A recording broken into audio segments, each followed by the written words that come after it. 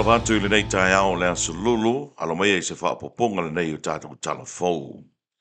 E le talamumua, e tō tōlu ni tangata whai pēsi nisi mai saina, na te tuia nisi o ri Samoa e tō olua e se naifi se tulou, i le aso whareile na te nei. O se pēsi nisi e vai tele pūlea tangata nuu mai saina, na tau mawhai ia ali e tō olua e o so wha ia, ma tau nuu ai i le whao o manua e ni saina e tō tolu. Whaamaunia mai ele sui ko masina o leo pa li i Mona Lisa tia keti. O lo tau fia pēle mo ta ngase mo tō tua nei ali saina e na ua mai ai o lātou tau tonga. Sa uno foi pe pa li i ua whaamawina le mata ngā ruenga o leo i la ua nei e tō lua na whaia le whaalave lave. Pe tai o lo tau sa ilia po o whea o la lafi ai. E niso tala. Ua amata na whaalau i loa nisi o sui tau wā mo le whainga pālonta o lo mai nei a lea tino o. Ua iei nisi o sui tau wā mai nisi o i tū mā lo, ua mai a o na mo moriane i le vaenga wha upu whai o le fast. Leo lo taita iei le fionga la auli le ua tea polota i vau Smith.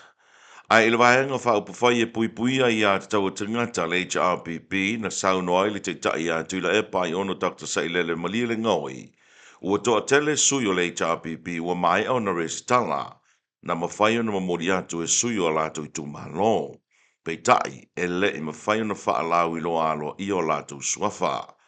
E o mai lava i le taimile nei, e le i manino mai lava po o whea o le a ngā i aile pā le mia malana ka peneta, mō le isi whai ngā pālota o lo mai nei, e ui ua mai au na whaalau i loa e la auri ma le fast. Le ave se ai o le pā le mia maniso minista o le kapeneta, mai le toi ave ai ma sui o le whatuatua i le atua Samoa ua tasi. O lo iai fo i whaamatalanga salatua, e le whaono whai ai leo se vaenga whaupu whai fou, a se tasi o minista o iei nei o le kapeneta, pei tai, e le o iai se whaabau ninga.